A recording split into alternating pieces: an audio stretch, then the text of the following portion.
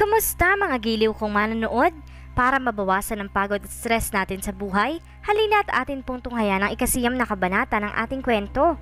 Pero kung bago ka pa lamang sa aking channel, ay pakilike po ng ating video, ganoon din ng subscribe button, pati na rin ang bell icon para lagi kayong updated sa mga paparating ko pang uploads.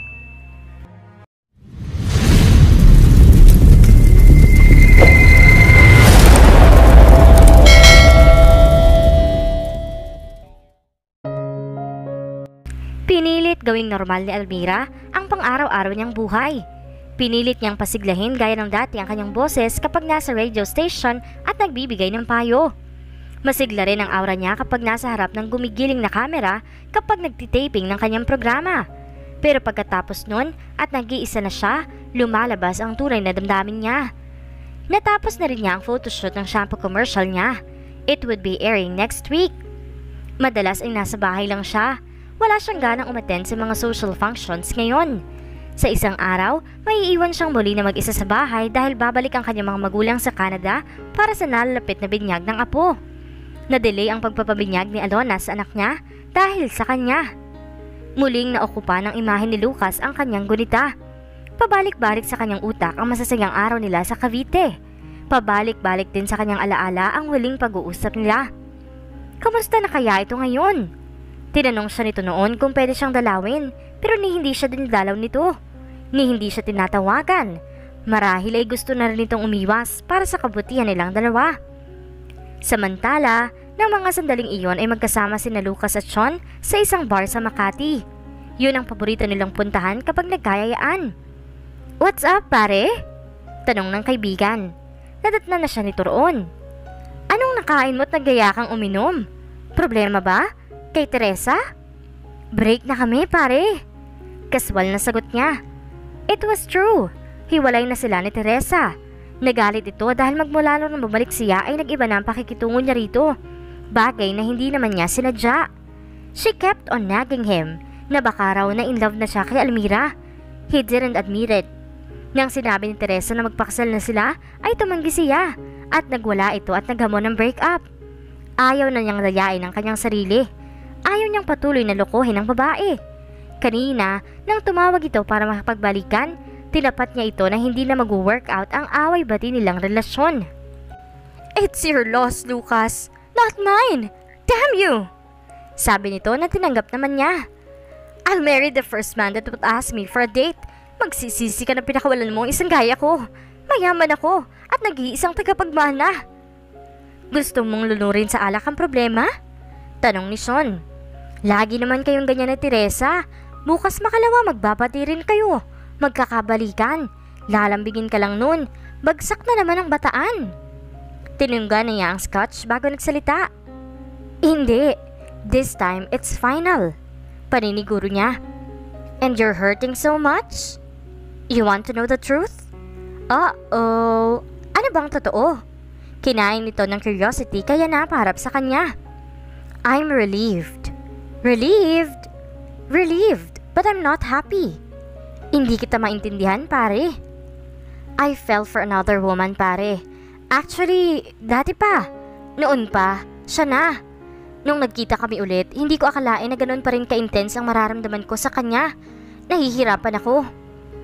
Hindi siya makatingin ng diretsyo sa mga mata ni Sean. Nahihirapan na siya sa pagtatago ng kanyang nararamdaman na wala man lang na pagsasabihan. Nangunot ang noo nito. "Don't tell me na si Almira ang tinutukoy mo?" Hindi na niya kailangan sumagot. "Hoo!" Naisuklay nito ang mga daliri sa buhok nito. "Sabi ko na nga ba? At may nahalata na ako noon nung nagkita pa kayo. Sabi mo, schoolmates kayo nung high school. Pero yung mga mata mo, nagningning. Ano ba talaga ang meron?" "We had a past." Natampal ni Sean ang noo nito bago sinuntok ang braso ni Lucas. "Totoo ba yan?" Ikinuwento na niya rito ng buong buo ang tungkol sa kanila ng sikat na TV host. "Oh my God!" Bulalas nito. "Akalain mo yun?" "I'm stupid for feeling this way, pare. Hindi naman katangahan na magmahal. But I can't have her." Desperadong turan niya. Yan nga lang ang problema. She's been engaged to Harris for a long time. Kung ikaw libre na, siya hindi. Gustuhin ko mang tulungan ka, baka hindi ko magawa. Unless siya mismong ma-fall out of love kay Haris. Malabong mangyari yun. I tried telling her about my feelings kahit alam kong kami pa ni Teresa noon at may boyfriend siya. Pero tahasan niyang sinabi yung tungkol kay Haris. Mahal na mahal niya ang lalaking yun. Saksi nga ako sa love story ng dalawang yun. Nasasaktan siya. Huwag mo na lang mababanggit kay Almira ang sinabi ko sa'yo, pare. Alright, pero tama bang ni kausapin si Almira hindi mo gagawin? Umorder uli siya ng scotch. Umiling siya bilang tugon sa tanong ni Sean. Para ano? Para saktan ko ang sarili ko? Tama na yung papanoorin ko na lang siya sa TV at sa bago niyang commercial. How pathetic! Seryosong sabi ni Sean. Kung subukan mo kayang subukang agawin siya kay Haris? Dugtong niya sa sinabi nito. Ang sakin lang naman, all is fair in love and war. Malay mo! Umiling si Lucas. No, it wouldn't be fair. Ayokong guluhin ang relasyon nila. Ayokong mag-apak ng pagkatao ng kapwa ko lalaki. I was so stupid then for trying to convey to Almira about my feelings for her. Ni hindi ko inisip na may masasagasaan ako. Napakibit balikat ang kausap. What else can I say? All I hope is the best for you. Kung talagang para kayo sa isa't isa, mangyayari yun. Pero kung ako sa'yo, dadalaw-dalawin ko si Almira. Hindi pa naman sila mag-asawa ni Haris. Hindi siguro masamang ituloy mo ang pakikipagkaibigan sa kanya. Ngumiti siya. Tama si Sean. Gustong-gusto na nga niya makita ulit sa Almira at tawagan din dito. Miss na niya ang dating nobya na ngayon ay naging kaibigan pa niya. Paglabas ni Almira sa dressing room, bumilis ang pintig ng puso niya nang nakita kung sino ang nasa hallway. Si Lucas. Masasalubong niya ito. Halos isang buwan nang hindi niya ito nakikita. She missed him. Tingin niya ay medyo nangalumata ito. Pero taglay pa rin ito ang kagwapuhang palagi ng laman ng kanyang isip. Naging eratiko ang tibok ng puso niya nang halos ay isang di pa na lang ang layo nila sa isa't isa. Si Lucas ang unang bumati sa kanya. Hi! Kinailangan muna niyang lumunok dahil tila nanuyo ang kanyang lalamunan. Hello, Lucas? Gosh, kay lakas ng kabog ng kanyang puso. What brought you here? Well, may pinuntahan ako malapit lang dito. Naisip kong puntahan na rin si Sean. Parang pinitik ang puso niya. Si Sean pa lang sadya nito. Akala niya ay siya. Ganun ba? Nagkausap na kayo? Wala siya. Hindi muna kasi ako nakatawag bago nakapunta. Anito? Going home? Tumango siya. Isinuksok ni Lucas sa mga kamay sa dalawang bulsa ng pantalon nito. Tila nag-iisip ng susunod na sasabihin. Tumingin ito sa wristwatch. Can I invite you for a cup of coffee? Mas lumakas ang pintig ng puso ng dalaga sa narinig. Sure. May cafeteria sa kabilang building. She silently hoped she was looking fine. Nagtanggal na siya ng makeup pagkatapos ng taping. She was wearing a pair of skinny jeans and avocado green crisscross cotton blouse. Nakalugay ang mahaba niyang buhok. Sa ibang coffee shop na lang tayo. May malapit na Starbucks dito. Tumango siya. Alright, nasa parking lot si Jambi. Magkita na lang tayo sa Starbucks. Pwede bang sa akin ka na sumabay? Pauwiin mo na si Jambi. Ako na lang maghahatid sa'yo. Aha? For old time's sake. Anito, kaibigan mo naman ako, hindi ba? Dugtong nito. Okay. Halos ay magkalapit lang ang lugar na pinagparadahan ni Lucas ng kotse nito at ang parking space na laan para kay Almira. Kinausap lang niya si Jambi pagkuwan ay sumakay na siya sa unahan ng kotse ng dating bodyguard. She missed sitting here. She missed talking to him. She missed everything about him. Pero hindi niya pwedeng isatinig ang kanyang nararamdaman. Umupo siya sa pandalawahang mesa habang nakapila si Lucas sa counter. Cappuccino ang in-order niya. Sinamantala niya ang pagkakataon upang pagmasdan mula sa malayo ang binata. Her mind wanted to be with him again, kagaya na nagkasama sila sa Cavite. Pero ang puso niya ay tumututol. Ano namang dahilan para magsama sila sa iisang lugar? Nang palapit na si Lucas, itinoon niya ang atensyon sa kanyang cellphone. Kunway may tinetext siya. May cake na kasama ang kanilang order na kape. Nang nakaupo na ito sa tapat niya, nakatingin diretso sa kanya, ay muling lumakas ang tibok ng puso niya. Kamusta na? Wala na bang nananakot sa'yo? Hinahalo-halo niya ng stirrer ang kanyang kape para hindi makatingin ng tuwid sa mga mata nito. Wala na. That's good. Inangat niya ang kanyang paningin. Kinilabutan siya na magtama ang mga mata nila. Ikaw, kailan ka mag-aasawa? He grinned. Wala pa akong papakasalan. Ha? Si Teresa, akala ko ba malapit na kayo magpakasal? We just broke up. Bakit?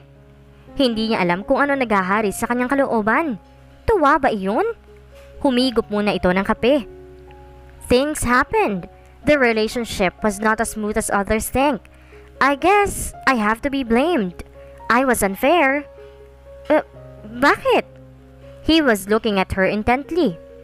Baka hindi mo gustong marinig ang dahilan. Kinabahan siya. Lucas? Tumawa ito.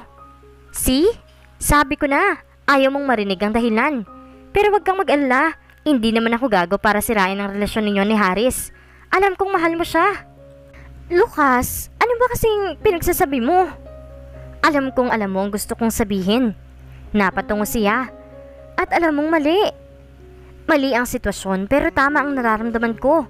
Sabi ko sa sarili ko, pipigilan ko na lang. Para kasi akong gago. Dapat noon pa, ipinaglaban ko ng nararamdaman ko. Dapat hindi ko hinayaang lumipas ang maraming taon. I'm a big fool. Lucas, ano ka ba? Hayaan mo lang ako magsalita, Almira. Hayaan mo lang sabihin ko sa'yo na mahal kita. Na hindi ka naman nawala sa puso ko. Hindi ko kailangang malaman kung anong nasa puso mo. Ang mahalaga, nasabi kong nararamdaman ko. Nahihirapan siya sa kanyang nararamdaman, pero paano ang kanyang nobyo? Darating na si Haris next month. Hindi ko alam kung makakatanggi pa ako kapag inalok na niya ako ng kasal. Kung yayayain siya ni Haris, malamang tatanggapin na nga niyang alok nito para matapos na ang paghihirap ng puso niya. Kapag kasal na sila, pasasaan ba't malilimutan din niya ang muling pagbabalik ng pag-ibig niya kay Lucas. Nakita niyang nagtiimbagang ang dating bodyguard kasunod ang pamumula ng mga mata nito. Lucas, tumangu-tango ito. Alam ko naman. Pasensya ka na sa kagaguhan ko. Ipagpalagay mo na lang na isa akong tagahanga mo. Nag-iinit ang mga mata ni Almira. Kailangan niyang pigilan ang pagpatak ng kanyang luha. Ni hindi na niya nagalaw ang cake na in-order ni Lucas. Malamig na rin ang kape niya. Nang ihatid siya nito sa bahay, hindi na ito bumaba ng kotse. Kitang-kita niya ang lungkot sa mga mata nito. Goodbye, Lucas. Aniya, bago walang lingon-likod na pumasok na sa loob ng gate. Iyon ang simula ng pagdurugo ng kanyang puso. She never imagined it would be so painful to let someone she loved go, just like that. But she was already committed to someone else. Naging malungkot si Almira ng sumunod na mga araw. Nang nag-meeting sila ni Sean ay pinansin siya nito nang nakaalis na ang staff ng programa niya. Are you okay? Tanong nito. Oo naman. Sagot niya na nagpilit ng isang ngiti. Mukhang hindi. Okay ako. Bakit mo naman nasabing hindi? Giit niya. Napanood ko ang rushes ng latest episode mo. Malungkot ang mga mata mo. Kulang sa sigla ang kilos mo. Puna nito. Pagod lang. Kung hindi okay sa'yo, pwede naman ako mag-taping uli for that certain episode. Hindi yun ang wini-worry ko, Almira. Ikaw mismo. Bakit ako? Ayoko sanang makialam pero kaibigan ko rin si Lucas. He still loves you. Nagulat siya sa sinabi ni Sean. Pasensya ka na. Ayaw sana niyang ipaalam sa'yo na nag-confide siya sa akin. Alam ko na ang tungkol sa past niyo. Tingin ko kasi you have mutual feelings. Pinipigilan mo lang ang sarili mo. Sabi nito. Matagal ko na rin kaibigan si Lucas. Ngayon ko lang siya nakitang ganyan kaapektado. Lumunok muna siya bago nagsalita. That was puppy love. Yung sa amin ni Haris, matagal na. It was a mature relationship. Uuwi siya at tama lang siguro na magpakasal na kami. Pero mahal mo pa rin si Lucas. Hindi na mahalaga yun. Hindi ko kayang saktan si Haris. Kung pwede sana, una at huling pagkakataon nito na pag-uusapan natin si Lucas. Napailing ito. Baka pagsisihan mo ang desisyon mo kung sakali. Nang nakasakay na sa kotse ang dalaga ay saka siya napaiyak. Pero buo na ang kanyang desisyon. It was purely a battle of mind and heart. Hindi pwedeng puso ang manalo. Kapag pinili niya ang pag-ibig kay Lucas, hindi lang si Harris ang masasaktan niya, kundi ang mga pamilya nila. Kung si Harris ang pipiliin niya, na alam niyang tamang gawin, siya lamang ang masasaktan.